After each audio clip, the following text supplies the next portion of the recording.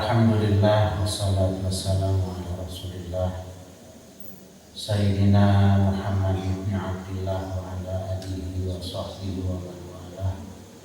La hawla wa la quwwata illa billah. Rabbi shrah li sadri wa yassir li amri wa hlul 'uqdatam min lisani yafqahu qawli, amma ba'du. Qala Allah Ta'ala fi kitabil karim, a'udzu billahi minasy syaithanir rajim. Bismillahirrahmanirrahim. Iqra bismi rabbikal ladzi khalaq, khalaqal insana min 'alaq. Iqra wa rabbukal akram alladzi 'allama bil qalam, 'allamal insana ma lam ya'lam. Wa qala fi ayatin ukhra, yarfa'illahu alladhina amanu minkum wal ladzina utul 'ilma darajat. Qala Rasulullah sallallahu alaihi wasallam, as-shawmu junnah, sumu tasihu wa taktasibu, kama qala Rasulullah sallallahu alaihi wasallam. Sadaqallahu al-azim wa sadaqa rasuluhun nabiyul karim wa nahnu ala dzalika minasy syahidin wasyakirin walhamdulillahi rabbil alamin. Jamaah salat subuh yang dimuliakan Allah Subhanahu wa taala, alhamdulillah berkat rahmat dan karunia-Nya kita dapat menyelesaikan beberapa satu di antara kewajiban kita kepada Allah Subhanahu wa taala, yaitu salat subuh berjamaah. Kemudian kita lanjutkan dengan duduk bersama dengan kitab Ihya Ulumuddin yang membahas tentang asrarus siyam, asrarus shaum. Betapa luar biasa asrar itu jama dari sir.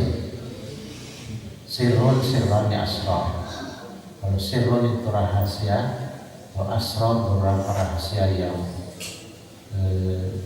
tidak yang ada di dalam puasa yang menakjubkan. Alhamdulillah kita sudah berada di bulan Sya'ban. Sebentar lagi kita akan masuk di bulan Ramadan, di mana bulan ini adalah bulan spesial, bulan mausimul khair, musim kebaikan, yang tentunya kita jangan sampai musim kebaikan yang begitu kita tunggu-tunggu, kita tidak siap untuk menyambut musim kebaikan ini. Nah, salah satu persiapannya, walaupun kita mungkin sudah berulang kali membahas masalah shaum dan siam, kita siapkan ulang, kita kaji ulang bersama yang terkait dengan masalah shaum ini. Qala al-mu'allif rahimahullahu ta'ala wa nafa'ana bi'ulumi fid dharaini amin. Ammal wajibatu zahirah fasittatun. Wajiban yang nampak, yang bagian luar, yang jelas itu ada 6 yang perlu kita siapkan. Pertama adalah muraqabatu awal syahri Ramadan. Kita siapkan yang namanya pemantauan tentang awal bulan Ramadan, dan ini alhamdulillah sudah ada petugas khusus, kita tinggal menyimak saja hasil pantauan mereka tentang awal Ramadan. Bahkan ahli hisab itu sudah jauh-jauh menghitung dan sudah menentukan awal Ramadan tanggal sekian, hari sekian. Tapi Rasulullah Sallallahu Alaihi Wasallam mengingatkan kepada kita, sumu liru'yatikum wa aftiru liru'yatihi. Puasalah Anda karena Anda melihat bulan. Bulan apa? Bulan Ramadan. Dan berbukalah Anda karena juga Anda melihat bulan. Bulan apa? Bulan Syawal, maknanya berlebaran. Nah, untuk mendapatkan kesunahan yang double di samping hisab, ya kita coba dulu dengan melihat bulan, karena dari bulan ke bulan itu ada rahasia tersendiri di mana Allah memutar memajukan dan mengundurkan itu li hikmatin Allah, karena ada hikmah yang memang Allah kehendaki. Kenapa tahun ini maju puasanya 1 hari dari tahun yang lalu misalnya? Kenapa tahun ini kok bulan Sya'bannya cuma 29 misalnya? Itu nanti tetap kita adakan pantauan bulan karena mengikuti sunnah Nabi kita Muhammad SAW. Yang kedua adalah niat. Ini kewajiban yang zahir, nampak niatnya ya. Di malam hari kita siapkan niat. Nah, niat puasa itu masuk sejak mulai azan maghrib berkumandang, kemudian kita buka, langsung kita boleh lafadzkan dulu nawaitu shauma ghadin an adai faqih syahr Ramadan hadisan lillahi ta'ala. Silakan dia mau dilafadzkan, silakan, itu juga pengantar niat. Mau tidak dilafadzkan, hatinya saja, karena memang niat tempatnya di dalam hati. Lidah kita mengantarkan saja, karena memang para ulama kenapa dilafadzkan, diantarkan niatnya dilafadzkan, karena kalau sudah dilafadzkan sinyal langsung nyambung nanti ke dalam jiwa, jadi akan lebih menyentuh kalau sudah diawali dengan nawaitu shauma ghadin dan seterusnya. Sekali lagi, tidak dilafadzkan pun tidak apa-apa, karena niat itu tempatnya di hati dan itu pekerjaan hati ya.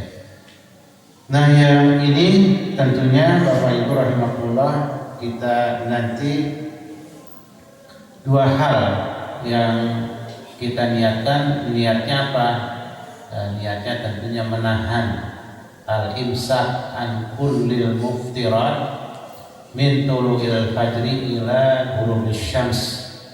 Niatnya adalah kita niat menahan dari segala yang batalkan sejak terbit fajar sampai terbenam matahari. Itu kewajiban-kewajiban yang nanti harus kalau kita persiapkan.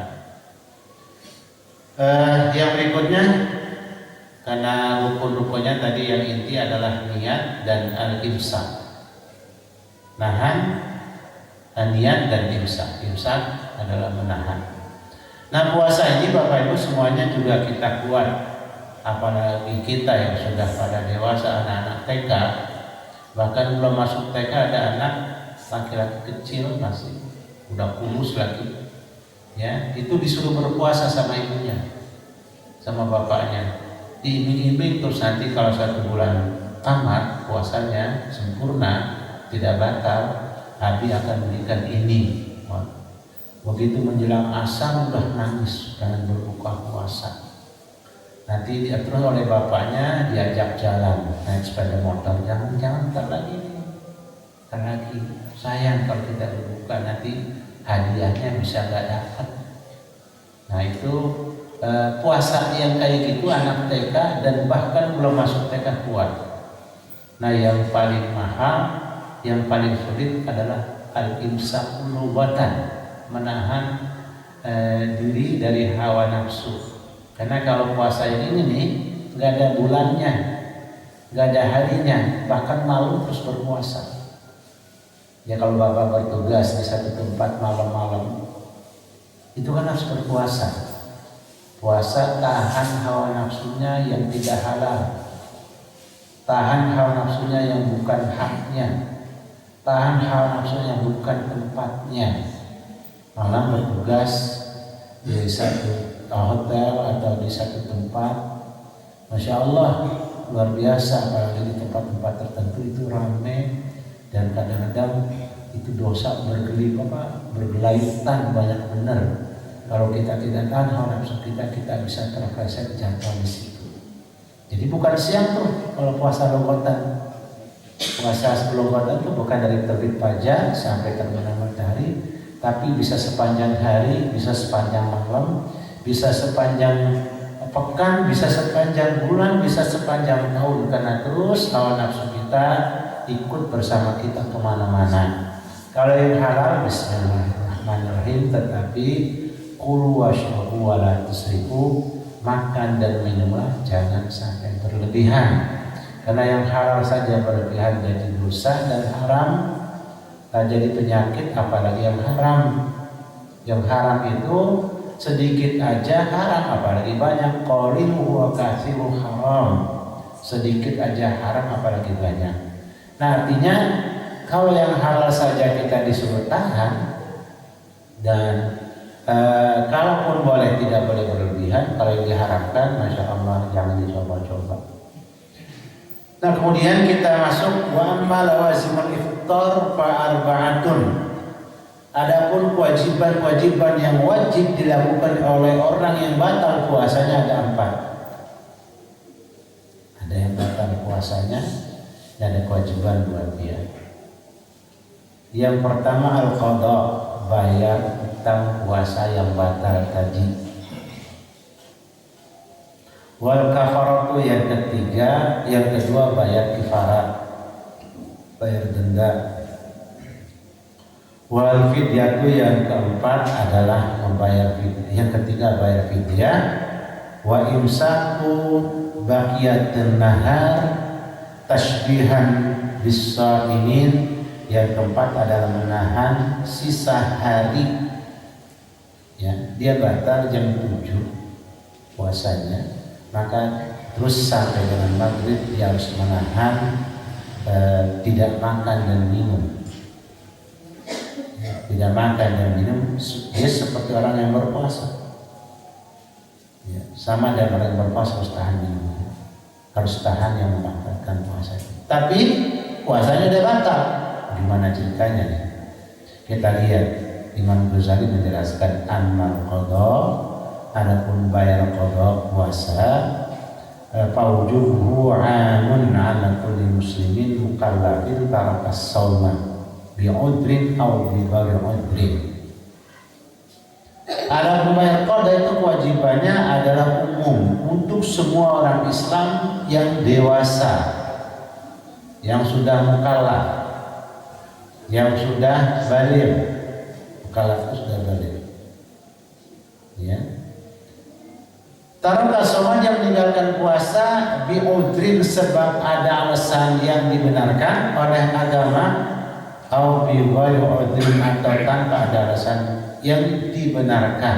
Cuman kalau uzur tidak dosa, kalau tidak punya uzur dia jadi dosa dan sulit itu menambalnya. Bisa jadi robek lagi. Ya, ditambah robek lagi. Kenapa? Loh, kok kemarin tidak puasa tanpa uzur? Nah, jadi nanti itu jadi biasa.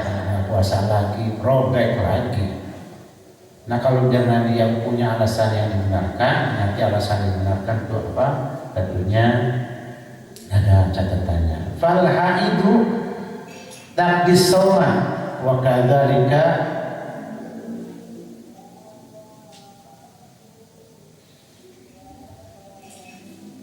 bukan lampunya yang kurang terang, matanya yang sudah mulai kabur. Harus dibantu dengan sinar. Iya, tulisannya kecil kan, bukan tulisannya kecil Ustaz. Matanya sudah mulai agak ribet dikit.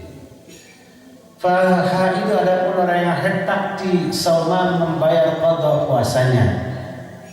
Dia batal puasanya nggak dosa, tapi dia wajib bayar utang puasanya. Wakadhan kalau murtad, kemudian demikian pula orang yang murtad, na'udzubillah,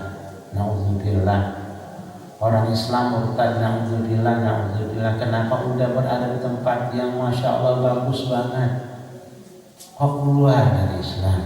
Cuma gara-gara harta dan kedudukan, gara-gara tahta dan wanita. Na'udzubillah.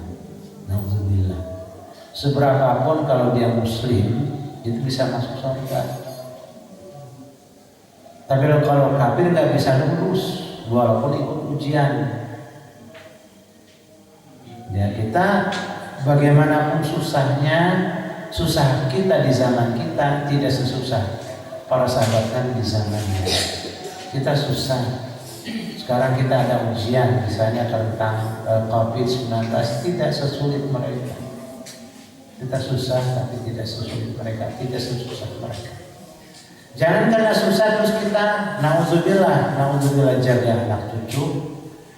Walladzina amanu wattaba'athum dzurriyyatuhum biimanin alhaqna bihim dzurriyyatahum wa ma alatnahum min amalihim min syai'.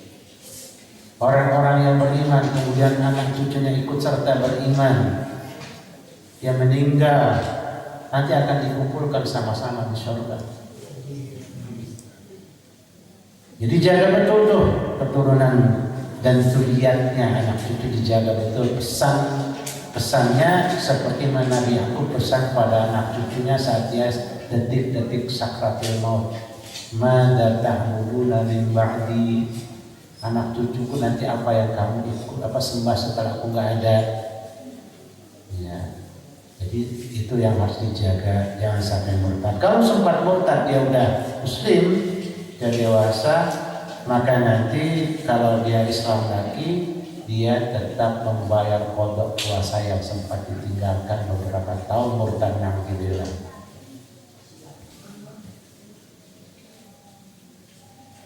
Kemudian amal kafir wasabil wal majnun fala qada alaihim, adapun orang kafir, anak kecil yang tidak dewasa, belum dewasa, belum balik, wal majnun dan orang gila, fala qada alaihim, maka tidak wajib membayar qada atas mereka.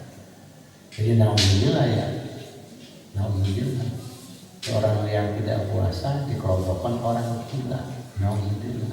Jadi kalau ada orang udah gede, udah dewasa, di jalan tidak puasa, udah itu sambil makan, minum dan seterusnya, kita husnuzan dah. Imma dia lagi dalam perjalanan atau lagi sakit akalnya, ya, lagi sakit akalnya. Ya. Kita itu aja husnuzan kalau lagi sakit ya, atau na'udzubillah jangan lagi sakit. Wala yushratu tatamu fi qadai Ramadan, tidak disyaratkan bayar qada Ramadan itu berturut-turut. Misalnya ibu punya hutang puasa 15 hari, dicicil tiap bulan 3 hari, di pas puasanya ayamul bir 9 bulan, cukup dah lebih.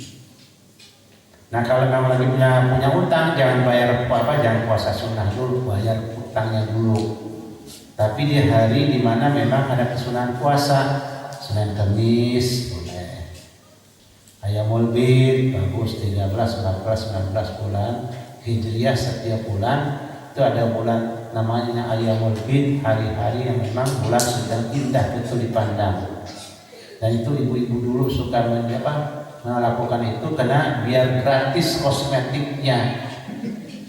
Jadi nggak perlu beli kosmetik mahal-mahal, jadi auratnya bersinar di depan suaminya.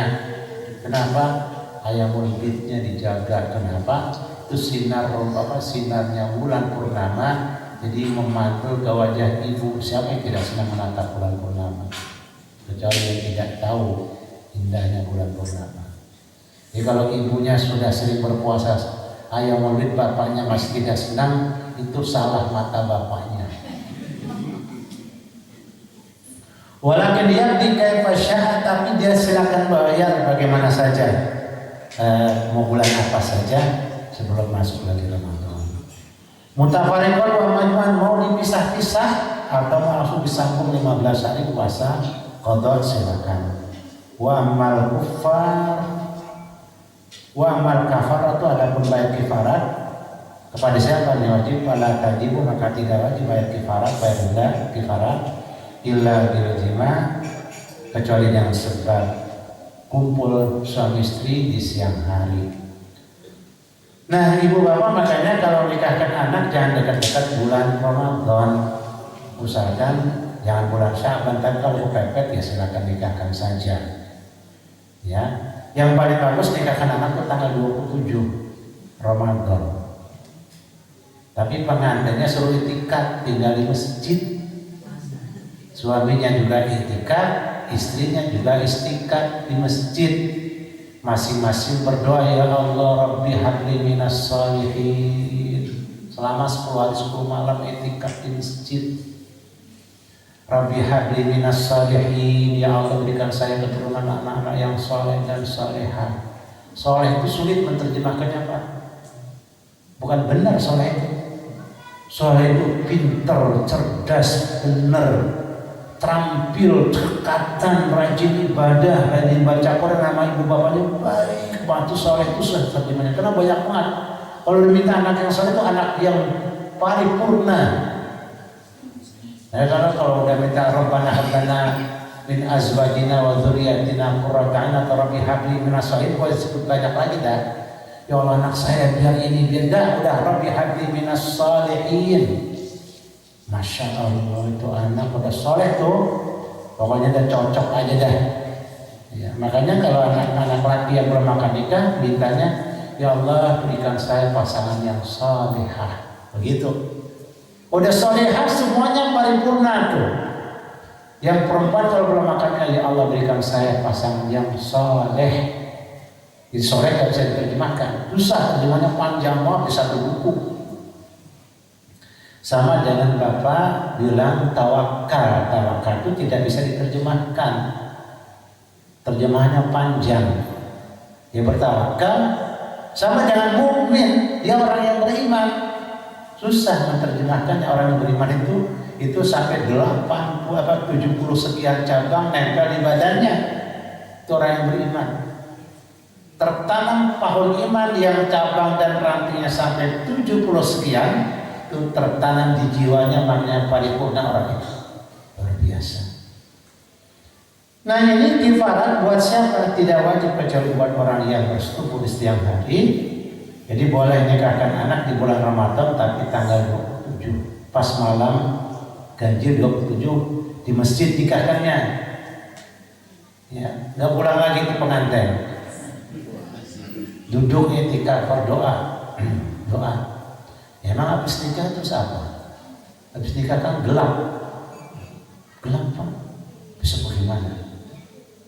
Rumah belum ada, ya perusahaan belum jalan, kerjaan masih belum jelas, dan anak juga belum jelas. Bagaimana nanti? Makanya dia ketika beritikaf, Rabbi habli minas sholihin. Ya Allah berikan saya nanti keturunan anak-anak yang soleh dan solehah. Rabbi habli minas, sepanjang itikadnya Rabbi habli minas sholihin, anaknya Masya Allah. Begitu kumpul, ya di bulan Syawal kumpul dah Lebaran. Kumpul, ya Allah, anaknya lahir pertama, ganteng, cantik, temen. Masya Allah, baiknya bukan main. Apa kata ibunya? Iya Bu. Apa kata bapaknya? Iya Pak. Gak pernah minta di perjalanan. Ditanya mau makan apa Dek? Terserah Bapak. Mau makan apa Dek? Terserah Ibu. Gak pernah minta. Kayak Fatimah radhiyallahu anha berunduk merinding Pak. Fatimah itu gak pernah minta sama suaminya, dikasih alhamdulillah Mas. Dikasih alhamdulillah dikasih alhamdulillah Bang. Masya Allah, ada yang ribut benar, dikit benar malah cukup. Ini semuanya serba naik. Ya begitu. Alhamdulillah Pak. Ya kalau punya istri salehah emang enak benar, tapi pahalanya kecil. Emang apa? Bapak nggak sabar kan? Artinya nggak mengeluarkan ikatan sabar. Kalau bapak punya istri ngomel mulu, ya sabar Pak, pahalanya gede. Sabar. Ya kalau kata guru saya gitu, kata Dr. Profesor Hasnain dari Damaskus, kalau mau punya pahala banyak, bapak cari istri yang rewel. Tapi sabar, kalau balik ke ngomel jaga habis pahalanya. Kalau bapak ngomel lagi sama dengan dia, ya kan? Sama aja.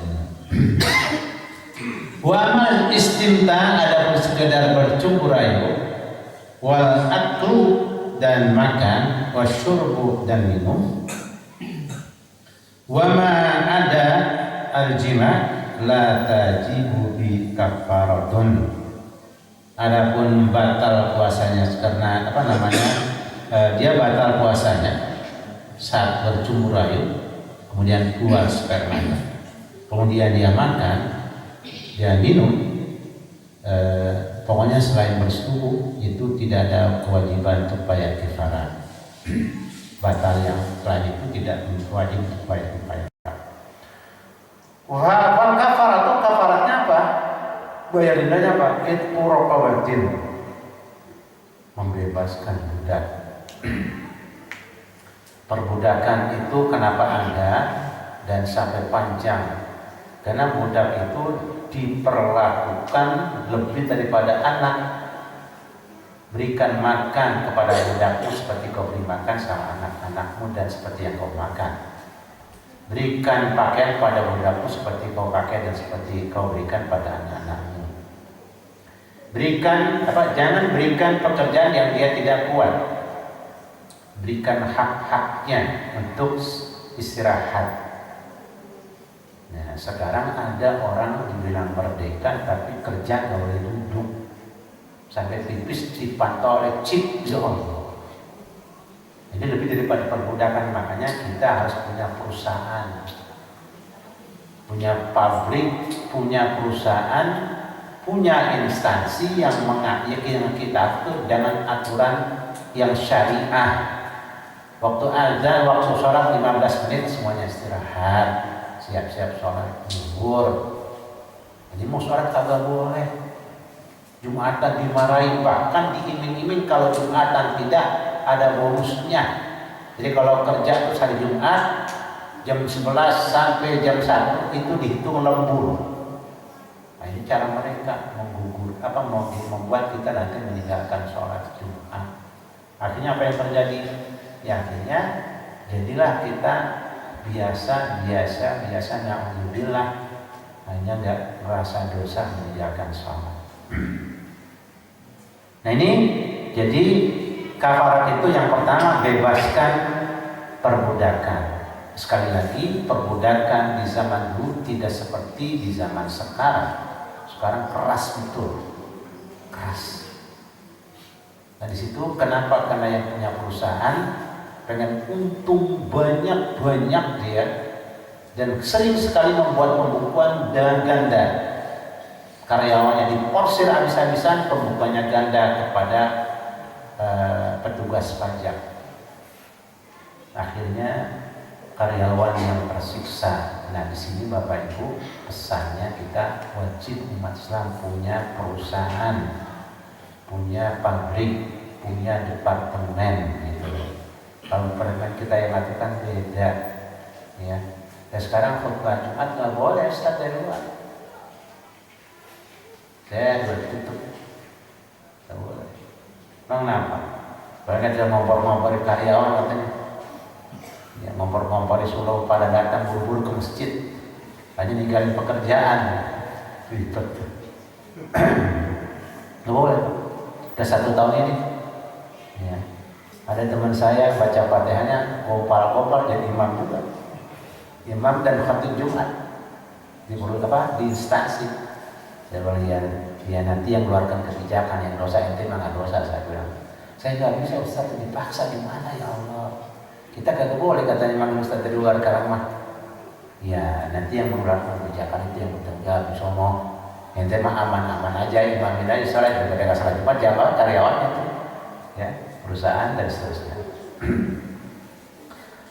Faina asar, kalau nggak ada budak, fasaumu syahraini mutatabi'ain, maka puasa 2 bulan berturut-turut, nggak boleh ada putus-putus, batal lagi kifaratnya. Faina ajaza, kalau nggak bisa puasa 2 bulan berturut-turut, faitam sittina miskina muddan, maka beri makan 60 orang pakai miskin, orang miskin 1 orang 1 mud. 1 mud berapa? 600 gram, ya, 1,5 kilo lebih. Tentu bukan berasnya doang, misalnya makan beras doang. Jadi 600 gram berasnya, terus tambah minyaknya, tambah lauk pauknya, tambah gasnya. Ya artinya biaya 600 gram itu beras mau diuntut apa? Ya harus dihitung juga. Nah, jadi 600 gram itu kalau perlu kita udah boleh masak lengkap dan lauknya bagi-bagi tuh. Jadi begitu prosesnya, bukan 600 gram kita kasih beras doang, ya enggak, udah siap makan. Atau dengan biaya operasional masak berasnya dan teman-temannya. Wa memsaku bagiatin nahar, adapun menahan sisa hari, di mana tadi dia batal jam 10, kan sampai jam 6 masih lama, dia harus tahan puasa. Wajib ala man asal bil fitri au qassara fi, maka wajib menahan sisa hari yang dia tadi batal bagi orang yang berbuka karena maksiat, maknanya nggak ada uzur. Dia buka jam 1, dia buka jam 11, itu kan belum nggak ada uzur apa-apa, langsung puasa dah. Nah, dia buka. Nah, saat itu dia nanti tahan sampai maghrib, sampai azan berkumandang maghrib. Dia buka lagi, makan lagi, dosa. Di dosanya berlipat-lipat. Udah nanti bayar kodok. Kemudian dia juga harus menahan makan dan minum sampai datang maghrib. Kemudian dia kalau makan lagi, dosa lagi, karena maksiat.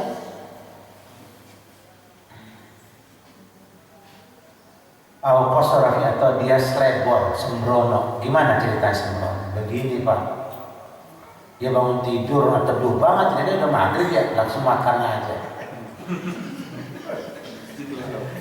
Tahunnya belum maghrib, baru jam 5, gelap bener. Nah dari jam 5 sampai adzan maghrib nggak boleh makan minum dulu.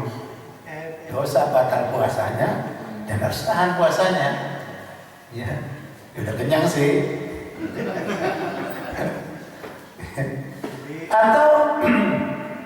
atau dia juga sembrono, kayaknya udah lebaran nih. Kalau ada yang takbir semua, nggak ngecek dulu gitu. Langsung aja dia makan minum pagi-pagi. Batal puasanya dia dan wajib menahan sampai datang waktu maghrib. Wala yajibu 'alal haidhi idza tahurat imsaka baqiyatin nahariha. Ibu suci haidnya jam 1 siang. Jam 1 sampai ke maghrib kan masih lama. Ibu apa wajib menahan hari sisa hari yang memang ibu sudah suci, sudah mandi? Enggak, ibu mah dapat kemudahan, gak apa-apa, berujak aja di kamar sama teman-teman, panggilan rujak kelihatan anak-anak terutama anak kecil yang belum ngerti tentang puasa. Ibu walaupun tidak puasa, jangan minum dan makan depan dia ya, jangan. Dia lagi latihan puasa, ibunya gak puasa, ibunya gak puasa, ya adik mau main lah ya gitu nantinya. Wala ala musafir idza qadima muftiran min safarin balagha marhalatin, dan juga tidak wajib menahan buat bapak yang pulang dari Surabaya tidak puasa dari Surabaya, memang bolehkan kan naik pesawat sampai di Halim langsung pulang ke sini, baru sampai sini baru jam 1. Bapak anak-anak udah tidak puasa di rumah dan itu tidak dosa dan tidak wajib menahan puasanya sampai sini. Dia masuk dalam umrah, minum lagi terus nggak apa-apa, makan nggak apa-apa dah. Emang nggak puasa kan dalam perjalanannya, dan itu dibolehkan, tidak dosa, tidak menahan. Tapi tadi yang bermaksiat alias tidak ada alasan apa-apa, dosa dan dia wajib menahan. Wajibul imsaku idza syahida bil hilal ala adlun wahidun yaum asy-syak, dan wajib menahan apabila menyaksikan bulan satu orang yang jujur, yang adil pada hari Syak. Misalnya ibu, kita hari ketiga bulan Syaban besok ini kan itu yaum Syak namanya. Nah, kemudian ini ceritanya kita di tempat yang memang jauh dari informasi dan kita tidak melihat bulan, tiba-tiba jam 9 pagi kita tadi malam tidak niat puasa. Bahkan jam 7 kita masih ngopi. Jam 9 pagi ada orang yang adil, orang yang jujur dan benar, dia orang yang soleh, bilang tadi saya lihat malam, lihat bulan kemarin. Ini di zaman baru masih zaman yang tidak ada komunikasi, itu artinya alat komunikasi sekarang ini tidak bisa terjadi karena sangat mudah komunikasinya. Jadi kalau sampai itu terjadi, maka Bapak Ibu wajib apa tidak wajib? Wajib menahan. Wajib menahan sampai sore walaupun tidak puasa dan walaupun itu bahasa puasa itu dinyatakan batal. Wa shaumu fis safar afdal min al-fitri. Puasa dalam perjalanan lebih afdal daripada berbuka, artinya tidak puasa. Nah, tapi sekarang memang perjalanan itu sudah sangat mudah. Keretanya ber-AC, duduknya nggak desak-desakan, kecuali pada zaman-zaman dulu ya. Kita duduk Masya Allah susah mudah di kereta. Pesawat cepat gitu ya. Gimana cuma 1 jam sini Surabaya kurang lagi. Iya, dari sini Surabaya dari Cengkareng atau dari Halim kurang dari 1 jam, tapi dari sini ke Cengkareng lama banget. Benar rasanya mencintai Cengkareng jauhan dari sini Surabaya Pak, dekat Pak, jauh banget. Nah, kita kalau udah pulang dari Jakarta kita kayak stres Pak.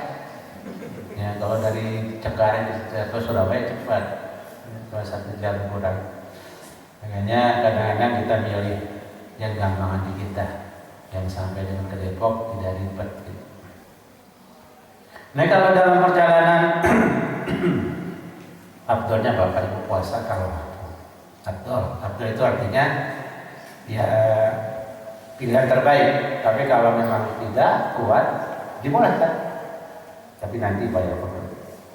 Illa idza lam yutik, kecuali kalau tidak mampu, wala yaqilu yawma yakhruju, dan dia tidak berbuka pada dia saat keluar, wakana iman, sementara dia orang yang memang tidak ada niatan pergi jauh. Bapak secara tiba-tiba malam udah niat, tiba-tiba pagi terbang di Jogja, Surabaya, berangkat ke Sulawesi, pagi-pagi ada, maka Bapak jangan batalkan puasanya, jangan dibatalkan, jangan berbuka. Walayawmi yaqdumu idza qadima sha'iman, dan juga jangan batalkan puasanya, ya. Kalau Bapak dari perjalanan memang sampai di rumah masih jauh waktu berbuka, tapi dari sana, dari daerah, dari Jogja, dari Surabaya, dari Solo dan niat puasa sampai di rumah, jadi batalkan saya puasa. Amal fidyah itu ada pembayar fidyah fatajib, maka wajib alal hamil wal murdi, atas ibu yang hamil, wal murdi dan ibu yang menyusui. Idza aftarata khaufan ala waladihima, kalau dia khawatir atas janinnya dan anaknya yang menyusui, atau janinnya nanti bisa jadi lemah, silakan tidak berpuasa tapi bayar fidyah. Likul yaumin mudun hintotan limiskinin wahidin ma'al qada. Setiap hari yang dia tidak puasa harus membayar fidyah 600 gram, 1 mud juga, 1 orang miskin 1 hari. Tapi sebaiknya disertai dengan bayar kodok. Kalau ada teman yang tidak bayar kodok, ya nggak apa-apa. Atau pilih bayar kodok saja, tidak bayar fidyah, silakan. Itu masalah fikih. Fikih itu Pak, mesti ada perbedaan. Nah, perbedaan ini terserah, yang penting ada ilmunya, tahu kenapa ente berbuka gak bayar fidyah. Kenapa bayar kodok saja gak bayar fidyah? Ya, kedua-duanya agama itu layukan pula nafsan ila usaha seterusnya. Wa syai'ul haram idza lam yusum, dan orang tua yang sudah renta idza lam yusum apabila tidak berpuasa, tasaddaq an kulli yaumin, dan dia diharuskan bersedekah dari setiap harinya 1 mud. Nah, ibu bapak, orang tua kita yang sudah tua boleh tidak berpuasa, sudah renta boleh tidak berpuasa, anak cucunya yang memantau berapa hari tidak puasa, nanti hari-hari tidak puasa itulah yang dibayarkan fidyahnya. Ya, kebiasaan kita kadang-kadang itu banyak banget, ada 500 liter 2 kali lipat, ada 1000 liter, ada 1000 hari, 1000 hari. Berarti puasa lama pun nggak puasa dia. Yang mungkin bisa jadi karena memang dia baru baru sadar tentang puasa di usia 70 tahun. Sebelumnya nggak puasa sama sekali atau karena tidak mampu dan seterusnya. Wa masunanu fasitun ila akhirih wa ba'alam suat. Sudah jam 5:56.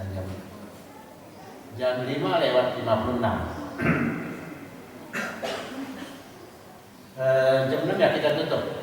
4 menit lagi deh, sayang saya 4 menit ini. Nggak dari Ahad Bapak Ibu nggak kemana-mana. Iya, kalaupun jalan masih ada waktu. Jalan itu yang paling bagus setelah matahari keluar, Pak. Di jalan subuh-subuh pulang belum terbit matahari, tidur lagi ya habis. Keluarnya matahari sudah terbit, perginya jalan setelah terbit matahari. Kayak petani itu orang tua kita dulu habis sholat subuh sampai isyraq. Habis isyraq pergi jalan ke sawah, kuat benar fisiknya. Kita berangkat nggak mau kena matahari. Baru matahari mahal benar. Baru sekarang ada yang sadar matahari gara-gara COVID, rupanya jemur, emang enak. Nah kita angkat sedikit yang terkait sunnah puasa, mengakhirkan makan sahur, kemudian mempercepat berbuka puasa. Yang perlu saya ingatkan ya, ta'jilul fitri, mempercepat berbuka puasa, Pak. Bukan makan. Berbuka bukan makan. Berbuka adalah membatalkan puasa kita karena sudah waktunya tidak puasa. Azan berkumandang kita buka. Nah jangan coba tahun ini kita rubah pola ini. Jangan makan. Kita masih belum kena target, kena makan berbuka makan. Di meja kita ada rujak kelapa 1 mangkok, rujak buah 1 mangkok, kolak 1 mangkok. Ya Allah, itu namanya makan. Maka diajak trek 10 surat yang pendek-pendek masih ngantuk juga. Bukan makan, buka itu minimal 3 butir, 1 butir korma bersama 1 gelas air putih. Dan di situ akan masuk sumut tasih puasa Anda akan sehat. Tapi kalau buka makan itu tidak sehat. Pertama tidak sehat, kedua sholat terlambat. Orang udah pada lagi pada maghrib, dia baru wudu. Jalannya udah goyang, kenapa? Perutnya penuh dengan gado-gado. Ayo kita rubah pola ini. Sumut tasihu. Belajar orang Madinah sampai hari ini karena memang mereka ikut dengan Nabi dan dekat dengan Nabi, dulunya terbawa sampai hari ini kebiasaan berbuka puasa mereka. Begitu 1 jam menjelang berbuka puasa, Masjid Nabawi sudah mulai di halaman pinggir luarnya itu terpasang taplak plastik tuh. Sepanjang itu dipasang Pak Ibrahim. Allah, apa isinya? Korma 1 piring kecil itu 3 butir, maksimal 7 butir. Di dalam nggak boleh ada makanan berat. Di dalam cuma korma sama roti saja. Begitu azan 15 menit mau azan, 1 jam mau azan, mereka sudah tangannya pergi. Orang-orang Arab yang ganteng banyak duitnya tuh, mobilnya Buick, Rolls Royce. Lagi begini, kita punya mobil butut kagak berdoa, mobil kagak punya kagak berdoa. Menjelang maghrib malah ngabuburit. Siapa nyuruh? Nah menjelang maghrib itu waktu mustajab. Kita bukan makan berbuka, tetapi adalah berbuka 3 butir korma, maksimal 7 butir. Setelah berbuka minum air putih, setelah kita makan korma atau makan yang manis, tetap minum air terus berdoa, ya Allah anak saya, jadikan dia orang yang soleh ya Allah. Ya Allah anak saya, jadikan dia orang yang soleh. Ya Allah anak saya sudah waktunya dipanggil, ya Allah mudah-mudahan dapat pasangan yang soleh. Kalau dia laki, kalau yang perempuan ya Allah dapat pasangan yang soleh. Begini Pak, saya bilang di sini bedanya kita dari mereka. Nah, biasa padahal kering kerontang ya Pak Ibrahim, kering nggak ada apa-apa. Tapi Pak Ibrahim masuk ke restoran, masya Allah apa aja. Kenapa? Berkah. Jadi habis begitu adzan berkumandang ta'jil fitri, cepat berbuka. Biasanya itu masih nyuci itu. Nyuci. Buka udah adzan. Tak dulu belum selesai lagi. Azan udah. Setelah azan 15 menit minimal sudah pada siap. Ya. Itu yang memang di sini tuh luar biasa itu. Kalau dalam Ramadan, masya Allah, ribet benar, ribet. Apalagi Lebaran. Lebaran masih 10 hari lagi. Itu masya Allah, udah warna-warni kue. Lebaran itu ya lebaran. Selesai puasa mananya? Bukan untuk pesta makanan yang beragam. Nah, ya kan makan sakit kita itu dari mana sih? Dari makanan dan minuman, dari pola hidup. Makanya rumah sakit di Madinah itu ada rumah sakit yang kerjasama dengan Jerman. Mewah rumah sakitnya. Kemudian ada jamaah dari kita saat pada sakit dirujuk ke situ. Jadi rumah sakit itu sepi amat. Ya Allah, ternyata memang pola makan orang Madinah itu masih sampai hari ini kayak gitu, Pak. Puasa, saum, makan sahur di akhir dan makannya benar. Dikunyah sampai habis. Sudah makan apa targetnya? Kenyang apa vitamin? Kenyang. Nah ini salah nih. Makanya targetnya vitamin. Kelapa tua itu targetnya apa? Santan toh. Kalau kelapa tua cuma dibacok-bacok atau paru dan kasar, ada santannya nggak ada. Makanan sekedar bayam dan kangkung tapi dikunyahnya bukan main, halus, vitamin semua. Dan di situ pula jadi sehat. Sumu tasiku wa taktasid. Puasalah Anda akan hemat, akan sehat, dan Anda akan hemat. Ya hemat lah kalau sehat. Karena kalau nggak sehat kan kemitranya misalnya konsul dari dokter dengan kertas lembar kecil banget segini dikasih. Berapa dok? Oh di kasir. Untuk kasir, tanya kasir, Pak Aminuddin, berapa deh? 750.000. Cuma kertas kecil benar. Sama dikit banget bilang. Dah. Nah ke kasir. Berapa? 3 juta. Astagfirullah. Lah duit kita di kantong bisa robek. Di situ jadi kan hemat. Dia hemat pangkal kaya begitu. Nah ini takjil fitri nanti jangan sampai salah. Menjelang berbuka puasa tahun ini nih, puasa kita tahun ini, formatnya kita rubah. Ibu-ibu suruh siapkan, di sini ada panitia. Dan masing-masing pada bawa makanan juga ada tim. Berapa jamaah rutinnya? Oh jamaah rutin yang kuota di sini ada 100, berarti 300 butir 300 butir korma. Begitu 1 jam menjelang puasa buka itu panitia udah siapin dah. Setengah jam atur teh manis dengan korma 3 butir atau air putih dengan 3 butir korma, 3 butir korma ada. Saat masuk udah bapak gak usah mikirin buka apa saya. Enggak. Dari sekarang pasang di banner situ menerima infak berbuka puasa. Panitia yang handal. Nah nanti kalau bawa wasko kan bisa jadi kembar dan jadi ribet makanan. Yang satu bawa ini, satu bawa jadi ribet makanan. Jadi kalau pakai panitia, bapak kasih uangnya, itu kayak di Masjid Nabawi dan Masjidil Haram. Masya Allah, luar biasa. Makanya mereka datang masjid, dah berdoa ya Allah, karena anak kita bingung Pak, kita nggak bisa mantap anak. Apalagi anak sekarang mah pintar-pintar banget ya, punya smartphone. Di mana deh? Aku lagi jalan mah, menuju pulang, lagi nongkrong. Ya Allah, di Depok apalagi sekarang kafe muncul kayak jamur setelah FPI dibubarin. Emang miras kapan legalisasi miras? Kemarin kan, setelah FPI dibubarkan kan? Ya Allah, subhanallah. Jadi Bapak Ibu rahimahullah.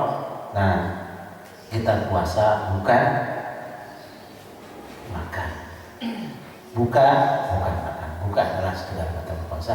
Nah, makanya mereka 1 jam tarawih sampai jam 11 itu Pak Ibrahim. Kunutnya setengah jam, doa setengah jam. Enggak ada gitu. Nah, kita udah suratnya pendek-pendek banget, 8 rakaat. Masih gantung juga. Jadi karena bukanya salah. Mudah-mudahan tahun ini bisa kita rubah. Jadi fisik kita tambah kuat dan tambah hemat. Kalau hemat jadi kaya. Hemat maka kaya. Di SD dulu ya Pak. tulis. Wallahu a'lam bishawab. Habis dah waktunya, mohon maaf ya. Yang benar dari Allah, yang salah dari sendiri. Kalau saya salah tolong ditegur, diingatkan supaya tidak salah sama-sama. Dan Allah yang mengingatkan. Assalamualaikum warahmatullahi wabarakatuh. Waalaikumsalam.